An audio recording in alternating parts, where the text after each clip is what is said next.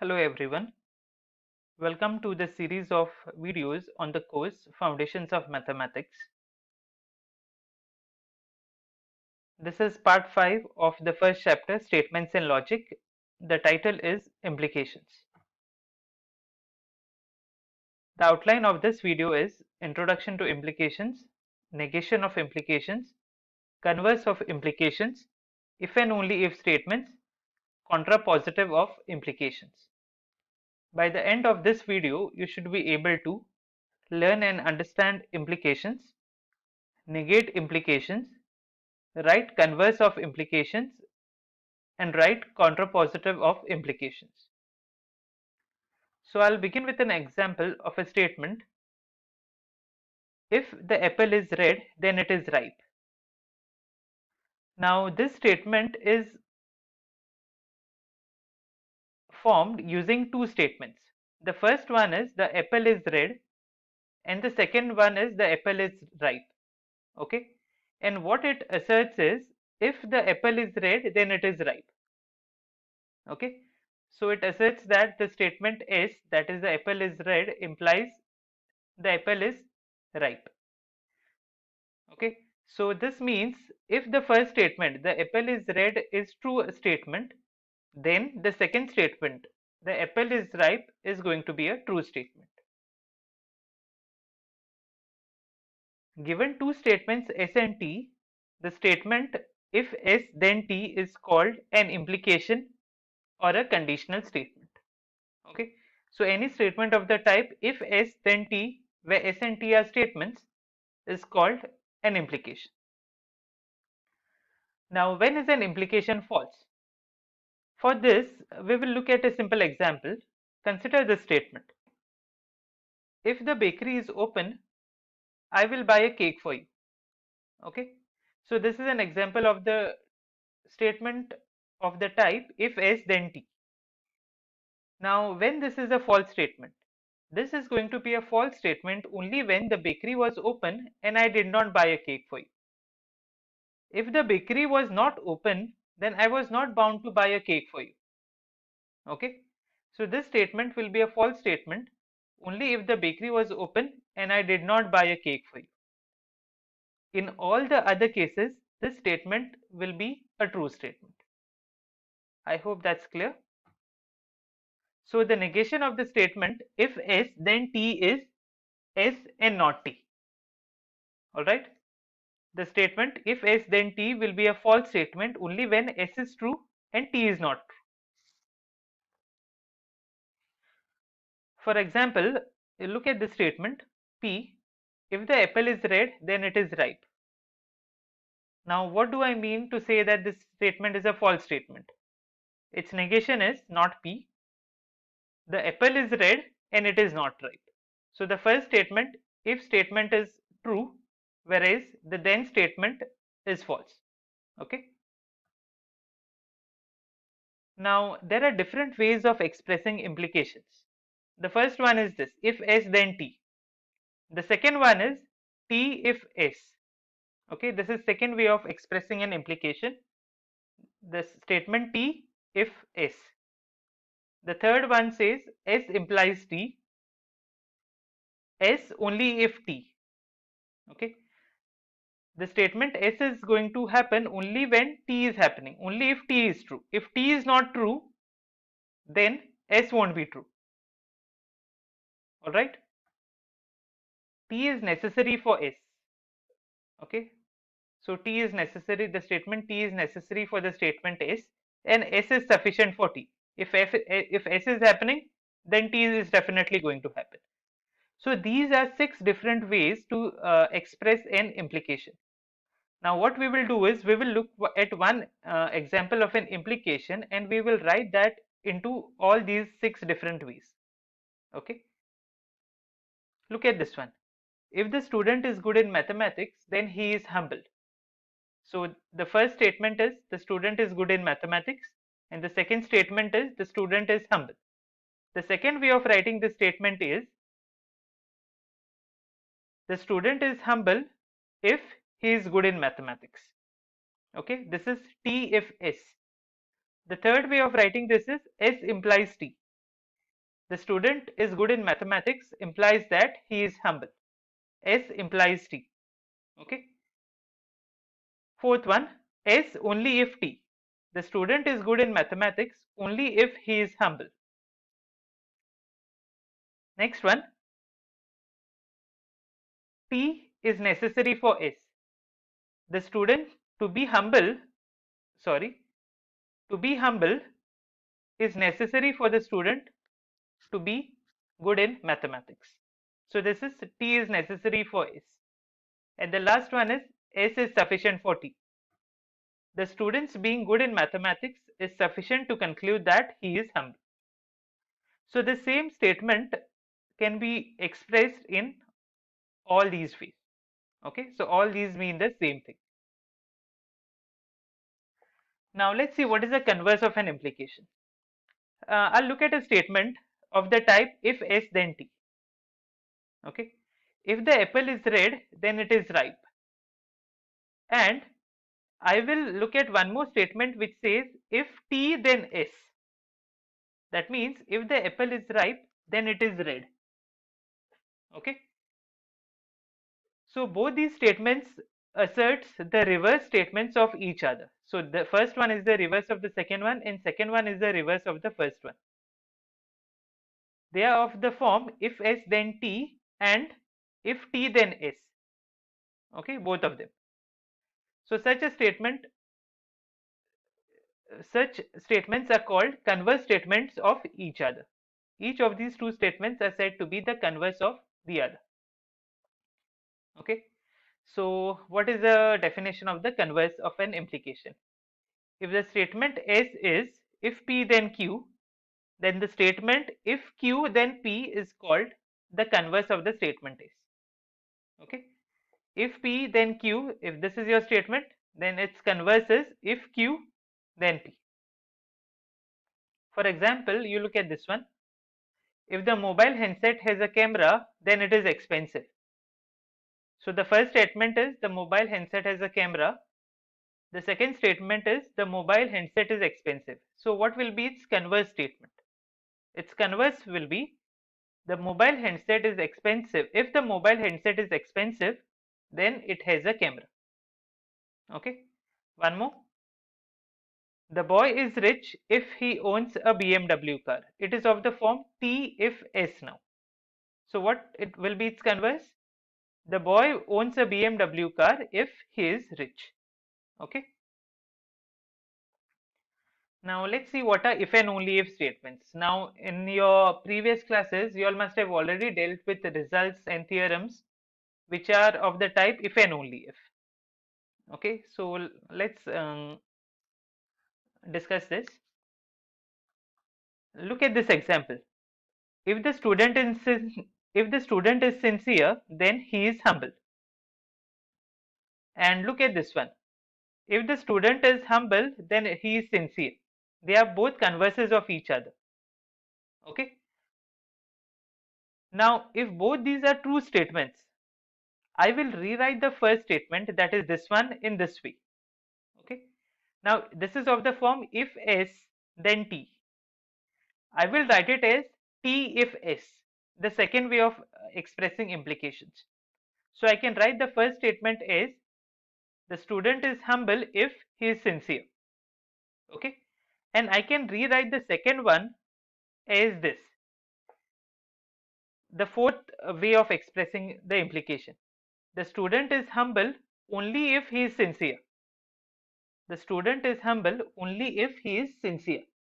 Now I can club both these statements and I can form a single statement as the student is humble if and only if he is sincere. That means the statement as well as its converse are both true. Okay, so I can express both these statements together as the conjunction is written as the student is humble if and only if he is sincere. All right, so that means the statement as well as the converse of the statement both are true, and such statements when both of them are true are called if and only if statements.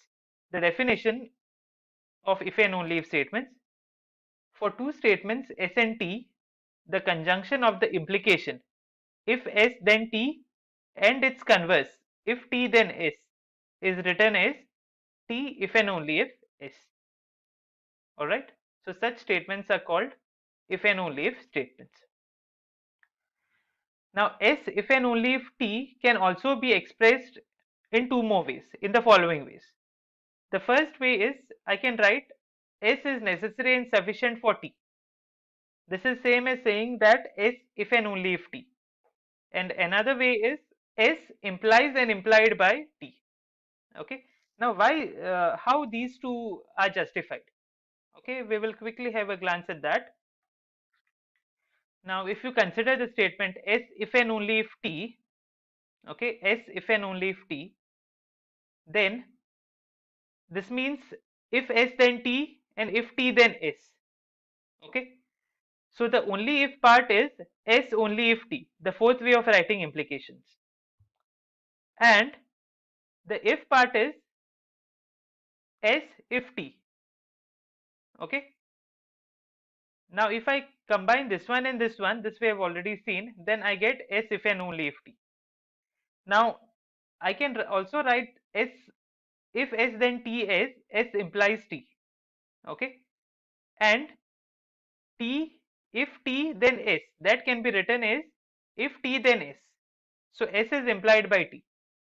Okay, so if I combine the second one here and the second one here, I will get S implies and implied by T. Same way, the necessary part is T is necessary for S and the sufficient part is T is sufficient for S. So this will give you the necessary and sufficient conditions. Okay. So both these or if and only if statements can also be expressed as these two. I hope that's clear. Look at an example. An integer p greater than 1 is a prime if the only positive divisors of p are 1 and p. Okay, this tells us what is a prime number. Now it says if p is an integer greater than 1 and 1 and p are the only positive divisors of p, then p is a prime number. Okay, I can also write this as if p is a prime, then the only positive divisors of p are 1 and p. Both these are the converse statements of each other. So if I combine both of these, what will I get? For a positive integer p, p is a prime if and only if the only positive divisors of p are 1 and p. Okay, and this was actually the definition of a prime number. And what we observed is this definition is nothing but a if and only if statement. All right. So every definition in mathematics, if you see, that is actually an if and only if statement. So we have come across so many if and only if statements in our previous courses. Okay. Now let's see what is the negation of implications using quantifiers. How do we write the negation of implications using quantifiers? Okay. So supposing X is one set and P and Q are properties which are making sense to the elements of the set X. Okay. And I will look at this statement. Capital S, for each X in X, if this X is having property P, if X has property P, then X has property Q. Okay. Now I will rewrite this statement in another form. Okay.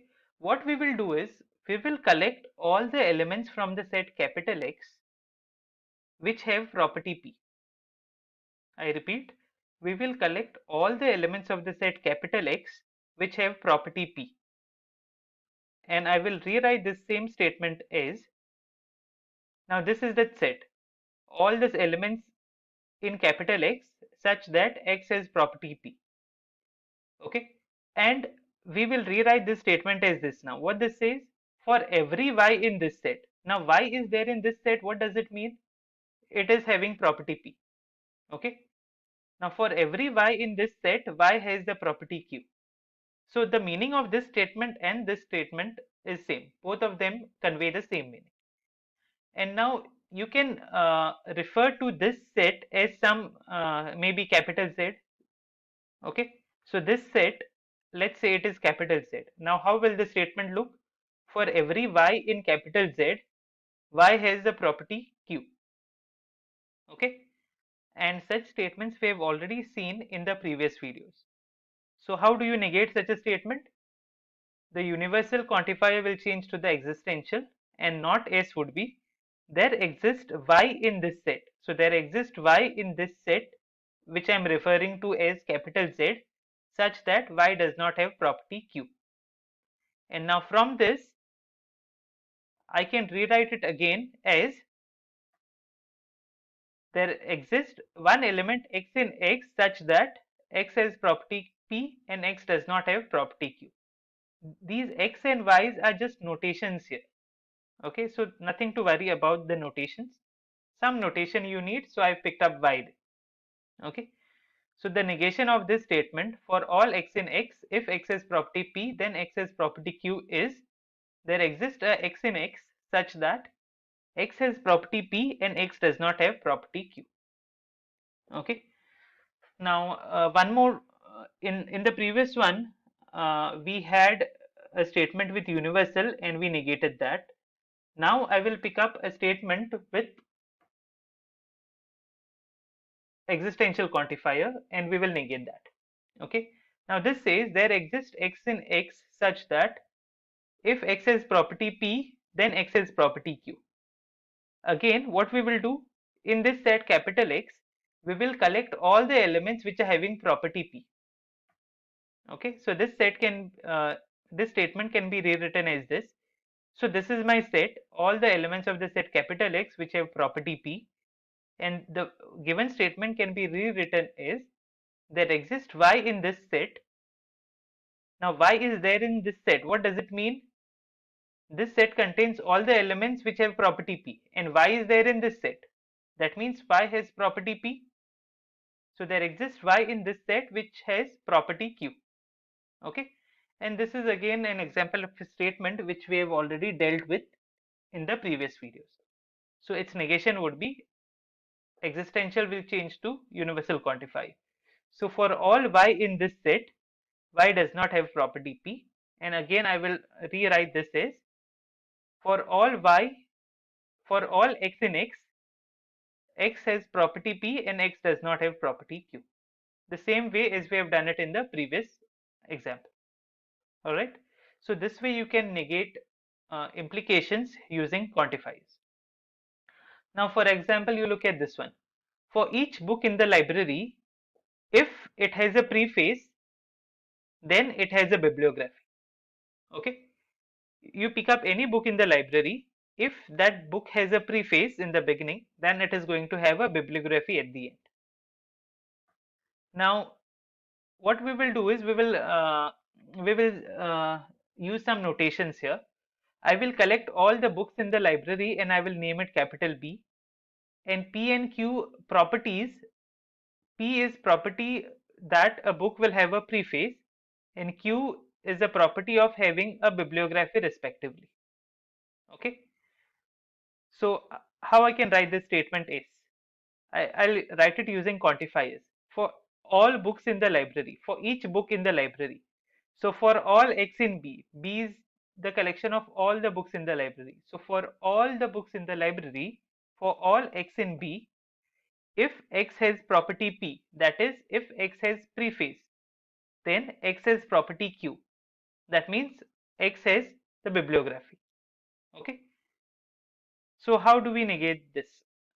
I will write it, I will rewrite it in a different way as we have seen in the last slide.